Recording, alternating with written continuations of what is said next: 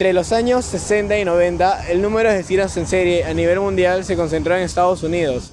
En los reportes de sus respectivos interrogatorios o entrevistas realizados a cada uno de ellos por las autoridades locales, se puede evidenciar una polarización de sus motivos a cometer homicidios, pues algunos mostraban que sus impulsos a cometer homicidios venían por cuestiones de experiencias traumáticas en su vida, como casos de abuso sexual cometidos en su infancia, un ambiente familiar inadecuado y el aislamiento social. Sin embargo, otro grupo parecía indicar que no tenían motivaciones, sino más bien la presencia de predisposición a cometer homicidio indicaba provenir de anomalías genéticas, como tal es el caso de la baja presencia del gen MAOA, más conocido como el gen guerrero. Entonces, esto nos deja una ventana abierta a la siguiente pregunta. ¿Las personas podemos estar predispuestas a ser asesinos en serie? ¿O son la presencia de experiencias específicas lo que nos lleva a hacerlo? Por ello, a continuación expondremos argumentos de la perspectiva innatista y culturalista. La teoría de Dixon plantea tres dimensiones diferentes de personalidad: psicocitismo, extraversión y neurocitismo. El modelo Penn, llamado así por la letra inicial de las personalidades propuestas por INSEC. Estas son producto de la influencia de las variables ambientales sobre los individuos con determinadas predisposiciones genéticas. Para el psicocitismo, personalidad asociada al perfil de un asesino en serie, INSEC aporta como explicación biológica a las hormonas gonadales como la testosterona. La testosterona es una hormona que actúa a diversos niveles y en diferentes estructuras cerebrales. Las investigaciones revelan que provoca a nivel cerebral un aumento de la actividad del sistema límbico. Este sistema es el encargado de regular nuestras emociones. Hay que tener en cuenta que estas áreas cerebrales están muy vinculadas a mecanismos ancestrales de supervivencia, con lo que se activa una respuesta agresiva como manera de garantizar la propia seguridad. Entonces, un aumento de testosterona nos vuelve más arriesgados, con tendencia a la agresividad y violencia.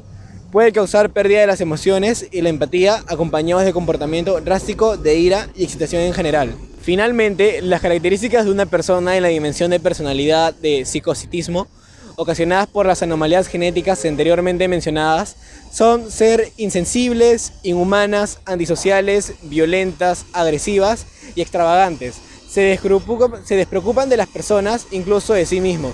Crea problemas a los demás y tampoco conforma con otras personas fácilmente. Desde la perspectiva innatista, hablaremos del gen MAOA y CDH13. En un estudio realizado por Tihonen y Rautanen en 2015, y otro hecho por Yamarson y Linkwit en 2012, se halló una posible relación entre el gen MAOA y la enzima CDH13 con los actos y comportamientos violentos. En el primer estudio, se examinó a 1004 prisioneros finlandeses, de los cuales 794 fueron incluidos dentro de un grupo llamado crimen. Dentro de este grupo, se clasificó dos subgrupos de acuerdo a la cantidad de crímenes violentos que habían cometido. El primer subgrupo, que era delincuentes violentos, se consistía en delincuentes que habían cometido al menos un crimen violento, mientras que el otro grupo, que era delincuentes extremadamente violentos, era de al menos 10 crímenes. Dentro de estos subgrupos se halló una alta presencia del gen MAOA y la enzima CDH13, lo que implicaría una posible conexión entre los comportamientos violentos y estos genes. En otro estudio se reveló una relación entre la criminalidad no violenta y violenta entre padre e hijo. Para esto, se tomó una base de datos de adopción sueca. A partir de ello se halló que un 56% de la variación entre la personalidad y el comportamiento antisocial se debe a factores genéticos. Esta transmisión del comportamiento criminal indicaría un posible gen criminal o violento. Albert Fish, Henry Lee y Samuel Little son algunos nombres de asesinos en serie de Estados Unidos. ¿Qué tienen en común todos ellos? Los asesinos en serie no salen de la nada. A menudo tienen un historial de comportamiento antisocial durante la infancia y adolescencia temprana. Un asesino se produce mediante abuso infantil. Él pasa por experiencias traumáticas que la persona tuvo que aguantar en el ámbito familiar y un ambiente social inadecuado es un factor importante para ser un asesino en serie. En primer lugar, la familia, siendo más específicos los padres, influyen mucho en la personalidad del hijo, porque al disciplinar, criar y tener el control de los lugares en los cuales los hijos se desarrollan, hace que sean más estables emocionalmente y lleguen a ser fácilmente independientes. En el caso del maltrato infantil, ya sea físico, psíquico o sexual, impide la presencia de un vínculo y aumentan las posibles respuestas agresivas ante situaciones de estrés o presión. Si los padres brindan su apoyo efectivo y establecen límites claros, padres con autoridad, los niños llegan a ser amigables, independientes y asertivos. Pero los padres que no se involucran, quienes no tienen interés en sus hijos, lo rechazan y son independientes hacia ellos. Por esto los niños pueden llegar a sufrir de despego emocional, en otras palabras, no tener empatía.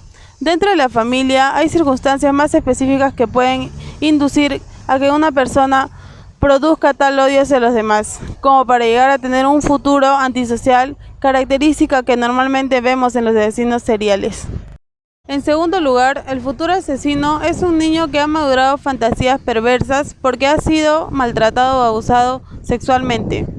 Frustración, estrés, incapacidad crónica de hacer frente y superar los conflictos genera en el niño un progresivo aislamiento de la sociedad, percibida como hostil y consecuencia también sus normas éticas debido a una mala socialización primaria y secundaria.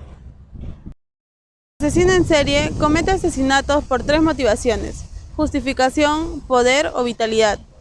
En cuanto a la justificación, llega a gustarle y sentir agrado por sus actos, aunque pueda demostrar ante las autoridades lo contrario. Se considera también víctima de sus familiares como la venganza por el maltrato recibido. Puede vengarse también por las humillaciones recibidas sin empatía ni arrepentimiento alguno.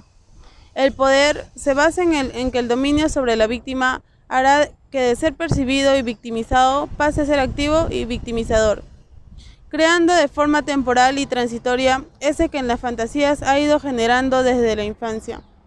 Crea pues otra realidad que le provocará un clímax emocional no conseguido mediante estímulos normales. Finalmente, en relación a la vitalidad, personas caracterizadas por una baja autoestima, malas habilidades personales y sociales e inseguridad conseguirán, al menos temporalmente, celebridad y aerosol elevados que librará la tensión emocional creciente. Para entender si una persona nace como asesina en serie o se convierte en tal, se debe analizar si está influenciada por algún medio, por ejemplo, el cultural. En primer lugar, ser diferente a un grupo de personas como una cultura puede causar que la persona se sienta aislada socialmente. Característica de un asesino serial, según Salado, en su cita a Fromm, el cual habla de la persona perturbada como aquella que ha fracasado por completo en el establecimiento de cualquier clase de vínculo o unión y se siente prisionera. Entonces, el asesino serial es aislado socialmente de manera involuntaria. Sin embargo, Salado menciona en sus historiales clínicos que aparecen como personas emocionalmente inhibidas y aisladas. Esto evidencia que también puede haber una aislación voluntaria y, en síntesis, el factor cultural puede llevar al asesino serial al aislamiento social, pero puede depender de la sociedad involuntariamente o del mismo voluntariamente. Un estudio realizado por el criminólogo Cristian Salomoni indica que hay una influencia a cometer homicidios en personas con tendencias psicóticas debido al consumo de contenido pornográfico.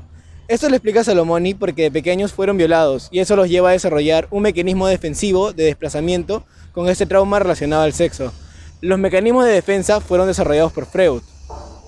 El desplazamiento, en términos psicológicos, es la condición en la cual no solo el sentimiento conectado a una persona o hecho en particular es separado, sino que además ese sentimiento se une a otra persona o hecho. Por ejemplo, el obrero de una fábrica tiene problemas con su supervisor, pero no puede desahogarse con él. Entonces, al volver a casa y sin razón aparente, discute con su esposa. Este es un ejemplo del mecanismo de defensa de desplazamiento. Entonces, como cualquier película que influye en el comportamiento del espectador, para este caso en específico, el porno sadomasoquista desarrolla en el individuo áreas de dominación que, junto al mecanismo de defensa explicado anteriormente, el desplazamiento, vuelven a esta persona muy predispuesto a desquitarse, incluso a cometer homicidio. Como comentario final, personalmente pienso que los factores están entrelazados en cierto punto. Además, esta investigación nos ha permitido darnos cuenta que hay mucho más detrás del comportamiento de una persona, y no solamente juzgarlo por sus acciones, porque existen factores biológicos muy complejos que comprometen nuestras acciones.